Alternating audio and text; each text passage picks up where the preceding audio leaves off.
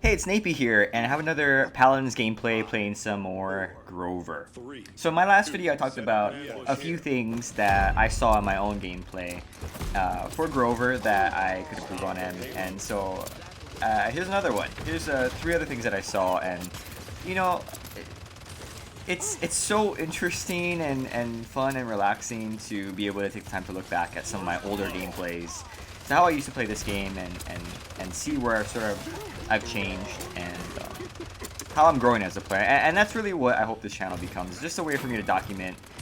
By the way, that was a pretty nice long shot there with Grover. But it's a nice way to kind of document how I'm changing, how I'm improving, how the meta is changing. Because at this time, depending on when you're watching this video, not all the champions have been released. So you'll see sort of an interesting. I was hoping the Torval wouldn't push up there because that's not a good scenario.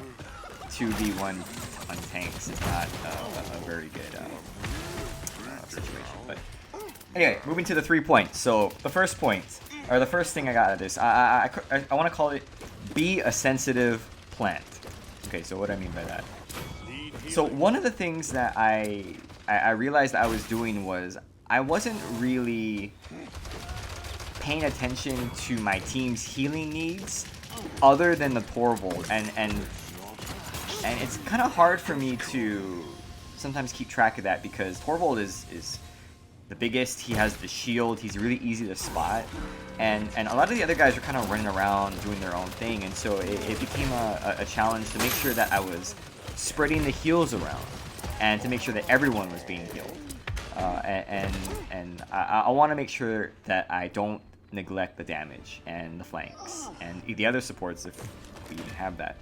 That I'm not just focusing on the tanks. Now I know that the tanks are a priority for sure, but it's also I think important to note who's doing well on the team and to make sure that that's a priority to sometimes heal the players that are playing well, who are having a lot of kills, who are being effective against the other team, because it might just be a champion matchup where we have a particular champion that is just doing really well. So I know currently there's Maeve, and sometimes I will go out of my way to make sure that the Maeve is healed up, always topped off on health, because sometimes the Maeve is doing a lot of work and clearly winning us the game.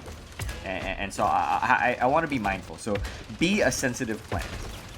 The second thing I want to call flora and fauna.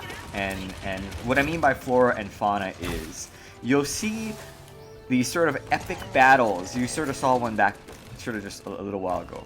These epic battles between me, Grover the plant, and Makoa the turtle. And here's one right sort of happening right now. We're sort of just battling each other. I did my best to try and run away. That was a really key vine to get away, because if I didn't get that, I probably would be dead. I could have popped my ultimate to save me, but I figured it wouldn't be worth it. So I wanted to make sure I got away from that Makoa. But as you can see here, Makoa was just hooking me constantly, and a lot of that was just me being out of position, the Makoa being aggressive and pushing forward, and good positioning by the Makoa. But I noticed that, yeah, I don't know if that's the matchup I want to put myself in situation. I want to make sure that because of Makoa's strength of the hook, that I'm not out of position, and that was just a bad position, being stuck in a little tunnel. But to make sure that I'm not in the position where Makoa can hook me and pull me to a bad position for myself as the healer, not to be in the front line. And so flora and fauna, just making sure that the matchups that I'm taking, particularly, I should have identified it a lot faster. Makoa being able to pull me out of position to make sure that I'm not in that position where Makoa can get me. And it's just me and Makoa battling it out. As you can sort of see here, it's just we're standing right next to each other, trying to hit each other with everything we got, and it's just like this epic, big body battle. And he's gonna outlive me because of just his basic, HP. But the third thing I do want to talk about. Oh, epic shot, long distance. Pretty nice shot. I think. I don't know. Just saying. The third thing I want to talk about is what I want to call tranquility, and that is. I thought, you know, and sort of talking about this video, it's actually kind of hard to come up with 3 tips or 3 talking points, because I thought that I played overall pretty well. Got the Makoa there, which is pretty nice. But I actually thought I played pretty well, and there's games that I realized where I'm gonna play pretty well. You know, I got a lot of kills, I did a lot of damage. At the end of this match, I ended up being 25-6. That's pretty good as a Grover, and I know Grover's not supposed to be that.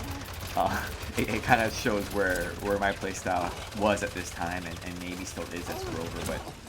But I was 25-6, and I did 21k damage, which was the top on my team, and pretty much matched the same damage output as Ruckus on the other team.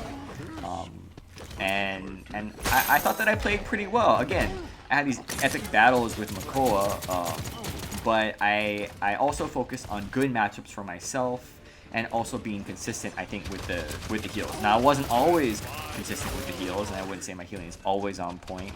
Again, I ran into that problem of mostly trying to heal the 4-bolt. Of course, I didn't save him there, but I felt like overall, I played a pretty good game, and we lost, and that's okay. You know, when I sort of entered this MOBA first-person shooter, this isn't like Team Fortress 2, where it's a first-person shooter team base that you kind of just jump in and you play, and hey, if you win, great. If you don't win, it's no big deal. You know, in this mode, in this type of setting where it's, you know, 5v5 or in some cases 6v6 in other types of games, sometimes it becomes so much about winning, and it can so easily be, oh, I played the best, and oh, my team is so terrible, and oh, I was carrying my team. It's kind of hard to carry as a healer, but literally I had the highest amount of kills and the most damage on my team. But sometimes it's so easy to put the blame on the team and to forget that, hey, I can still play a great game. We didn't win, but that's okay. I can still learn and take away, like, yeah, I had a good game. And it's okay to have a good game and be appreciative of that good game without winning. I don't think, I think those are 2 separate things. I don't think that you have to win in order for it to be a good game for you as an individual. You could still have a great game and lose, and that's one of the things that I think this game, looking back on, was. And so that's why I think tranquility in, you know, we didn't win. We could have won, I think, but I still played really well. My movement, I think, was pretty good. I obviously had a lot of kills. Some of the matchups not necessarily great with the Makoa, but in terms of me surviving, in terms of me doing damage, obviously finishing off some targets, some of the smaller targets on the other team, I felt like I did a really good job. And looking back on this, it's okay that we didn't win. And you know, I think at this point, obviously, we weren't going to bring the cart all the way to the end. But just being able to look back and appreciate that, yeah, I did some good things. Obviously not a perfect game, but I did some good things in this game, and it's okay that we didn't win. So anyway, I hope you enjoyed this video. Thanks for watching, and I'll see you next time. Bye.